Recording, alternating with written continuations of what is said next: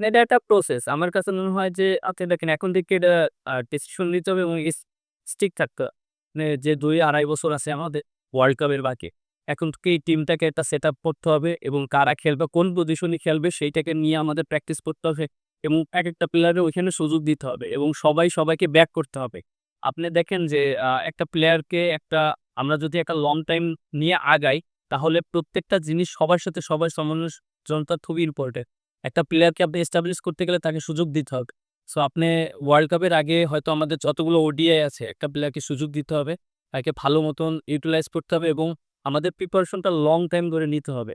So একটা জিনিস কি আমরা যদি ২-৩ মাস আগে যদি ওয়ার্ল্ড কাপের প্রিপারেশন নিস, তাহলে এই জিনিসটা ডিফিকাল্ট। বাট এখন থেকে যদি সবাই প্রিপারেশন নেয় যে সামনে আসলে ওয়ার্ল্ড কাপ না, টিমটা কিরকম হবে, কিভাবে দেখতে চায়। সো সবাই যদি এখানে আ ইনভলভ থেকে যদি আগে থেকে সেট করে, তাহলে আমার কাছে মনে হয় যে জিনিসটা ভালো। দেখছি অনেক রান হচ্ছে, কোনদিন দেখছি একটু কঠিন হচ্ছে, আবার লো স্কোরিং হচ্ছে। কেমন আসলে এই উইকেটটা ভালো ছিল। ১ম দিকে যখন আমরা ব্যাটিং করছিলাম খুবই ভালো ছিল। বিশেষ করে খুব ভালো একটা পার্টনারশিপ হয়েছে। ১ম ১০ ওভার আমরা খুব ভালো ইউটিলাইজ করেছি। পরের দিকে আমার কাছে মনে হয়েছে উইকেটটা একটু ডিফিকাল্ট হয়ে গিয়েছিল ব্যাটসম্যানদের জন্য। উল্টা বাউন্সে বলা হচ্ছিল। সো তারপরেও আমরা ভালো একটা রিকভারি করেছি। হয়তো আমরা আরো ৩০-৪০ টা রান যদি বেশি করতে পারতাম তাহলে আরো বেটার হতো। হয়তো আমাদের উইকেট ফল করার জন্য সেই রানটা আমরা করতে পারিনি। মিরাজ, মডার্ন ডে ক্রিকেট আমরা যে ধরনের ওয়ানডেতে অ্যাপ্রোচ দেখি, আরেকটু বেটার উইকেট বা ব্যাটিং ফ্রেন্ডলি উইকেট প্রয়োজন কিনা? কেন আমরা দেখছি স্পেশালি মিরপুরে ১০০-১৫০ এরকম স্কোরও কিন্তু হচ্ছে। হ্যাঁ, উইকেটটা দেখেন একটা জিনিস কি এখানে যে উইকেটটা আছে আ হ্যাঁ, খেলার উপরেই আছে। আর 2nd থিং উইকেটটা যে অনেক খারাপ ছিল সেটাও বলব না। কারণ আমাদের ব্যাটসম্যানরা আমরা ভালো ব্যাটিং করেছি। হয়তো আমাদের মিস্টেক ছিল মিডল ওভারে কিছু উইকেট যাওয়ার জন্য আমরা সেই রানটা করতে পারিনি।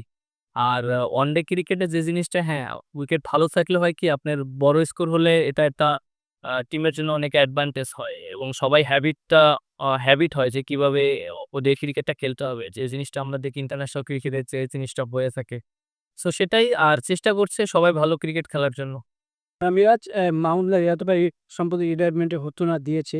তাকে ড্রেসিং রুমে কতটা মিস করবে? আর তার উদ্দেশ্যে কি বলতে চান? না অবশ্যই রিয়াদ ভাই বাংলাদেশের জন্য অনেকদিন সার্ভিস দিয়েছে এবং আমরা জানি রিয়াদ ভাই কতটা কন্ট্রিবিউট ছিল বাংলাদেশ টিমের জন্য এবং তিনি খারাপ সময় বাংলাদেশকে অনেক ম্যাচ জিতিয়েছেন। আমরা দেখেছি। আমি নিজেও তার সাথে ব্যাটিং করেছি, এনজয় করেছি। অবশ্যই এরকম একজন প্লেয়ারকে বাংলাদেশ সবাই মিস করবে। আর যেহেতু আ একটা সময় সবারই ক্রিকেট রিটায়ারমেন্ট করতে হবে। আর সেই সময়টা যদি সবাই ভালো মতন করে সেই জিনিসটা সবাই ভালো মতনই নেয়। এই জিনিসটা সবাই ভালো মতন নিয়েছে। আর রিয়াদ ভাই আ ড্রেসিং রুমে এসেছে সবাই আমরা কথা বলেছি এবং যে অ্যাজ ইউজুয়াল যেরকম কথা সেরকম কথা হয়েছে। সেটা মাঠ থেকে নিলে ভালো হতো কিনা? নেওয়া মাঠ থেকে অবশ্যই দিতে পারতো। মিরপুরে গেলে দর্শকরা থাকতো, তারা খেলা দেখতে পারতো। মাঠ তাদের সামনে মিলায়ে সেটা ভালো হতই। দেখেন একটা জিনিস কি যে আ এটা একটা প্রত্যেকটা প্লেয়ার কিভাবে নিবে এটা সম্পূর্ণ একটা প্লেয়ার সেই ভালো জানে। আর জিনিসটা হ্যাঁ, লিজেন্ড প্লেয়াররা মাঠ থেকে নিলে অবশ্যই এই জিনিসটা ভালো হয়। বাট তারপরে এন্ড অফ দ্যা ডে এটা সবার নিজের পার্সোনাল ডিসিশন যে সে কিভাবে এই জিনিসটাকে নিতে চায়। একটা জিনিস কি আমাদের যারা আছে সবার পারফর্ম করাটা খুব ইম্পোর্টেন্ট এবং যারা আছে তারাও কিন্তু অলমোস্ট ৭-৮ বছর ইন্টারন্যাশনাল ক্রিকেট ফেলেছে।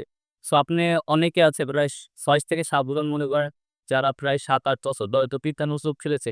সবাইকে আপনি বলতে পারবেন না যে নতুনই তাই আছে ওর সাথে যুক্ত হয়েছে। সো যারা আছে ২-৩ বছর খেলেছে তাদেরকে নিয়ে এবং যারা ৮-৯ বছর খেলেছে তাদের সাথে একটা কম্বিনেশন সেটআপ করে তারপরে আগাতে হবে। আমার কাছে মনে হয় যথেষ্ট এক্সপেরিয়েন্স হয়েছে।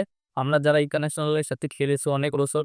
সো এখন জাস্ট আমরা সবাই যার ইন্টারন্যাশনাল এর যে এক্সপেরিয়েন্সটা কাজে হয়েছে তারপর ডেলিভারি দেওয়াটা খুব ইম্পোর্টেন্ট। মুশফিক ভাইরা যারা ছিল তারা কিন্তু ৭-৮ বছর ইন্টারন্যাশনাল ভালো সার্ভিস দেওয়ার পর তারপর একটা জায়গায় নিয়ে গেছে। আপনি সাকিব ভাই বলেন বা তামিম ভাই তারা যখন খেলেছে ৭-৮ বছর খেলার পর একটা জায়গায় নিয়ে গেছে। সো আমরাও অলমোস্ট অনেক বছর খেলেছি। আমাদের টার্গেট থাকবে আমরা বাংলাদেশী টিমটাকে একটা জায়গায় নিয়ে যাওয়া যায়। মিরাজ ভাই আ আপনি দেখেন যে স্পিন বোলিং এর মেশিন যেটা আপনি বললেন, আমাদের প্র্যাকটিস করতে হবে আরো বেশি করে এবং আমাদের ভালো উইকেটে খেলতে হবে। বেশি রান করতে হবে। সো আমার কাছে মনে হয় যে আমাদের যথেষ্ট সামর্থ্য আছে। তারপর আমরা মনে হয় কিন্তু আমরা হয়তো ডাবল মাইন্ডেড হয়ে অনেক সময় খেলি। বাট ফ্রি মাইন্ডে খেলাটা খুব ইম্পোর্টেন্ট। আর প্র্যাকটিসের কোনো বিকল্প নেই। প্রপার প্র্যাকটিস করাটা ইম্পোর্টেন্ট। মিরাজ কিনা বা করলেও আসলে আপনি কি করতে চাইবেন কিনা বা করতে এখন পর্যন্ত এই বিষয়ে কারো সাথে কোনো কথা হয়নি। সেটা সম্পূর্ণ বোর্ডের ডিসিশন। বোর্ড কিভাবে চিন্তা করে তাদের সম্পূর্ণ ডিসিশন। শুধু আসলে প্রধান। অপরচুনিটি আসলে সেটা চিন্তা করা যাবে অবশ্যই। আমরা যদি দেখি আমাদের ব্যাটিংটাই মোস্টলি স্ট্রাগল করছে লাস্ট কিছুদিন ধরে। বোলিং একটু ভালো পারফরম্যান্স করছে। মুশফিক ভাই এবং রিয়াব ভাই চলে যাওয়ার পর সেই ব্যাটিংটাতে আরো একটু ভ্যাকুয়াম তৈরি হলো। আপনার কাছে কি মনে হয় তাদের রিপ্লেস করার মতো প্লেয়ার আমাদের কাছে আছে? দেখেন তারা একটা জায়গায় প্রায় ১৬-১৭ বছর ২ টা মানুষ একটা জায়গায় খেলেছে। আপনি হুট করেই যদি বলেন যে ১ টা ২ টা প্লেয়ার ওখানে এস্টাবলিশড হয়ে যাবে, এটা আমি বলব না। আপনাকে সময় দিতে হবে। তারা একটা জায়গায় অনেকদিন ধরে খেলেছে, বাংলাদেশ টিমে একটা জায়গায় নিয়ে গেছে। সো আপনি যদি বলেন যে এখনই একটা প্লেয়ার এসে ওখানে ভালো করবে, ক্লিক করবে, না, আমি সেটা বলব না। সময় দিতে হবে। যেই খেলুক, আমার কাছে মনে হয় যেই প্লেয়ারটা খেলুক না কেন তাকে সময় দিতে হবে এবং সবার ব্যাক করতে হবে। হয়তো ২-৩ ম্যাচ খারাপ খেলতে পারে, তাকে আমাদের সবাই ব্যাক করাটা খুব ইম্পোর্টেন্ট। হয়তো একটা সময় যে তারা আমাদের টিমের জন্য ভালো সার্ভিস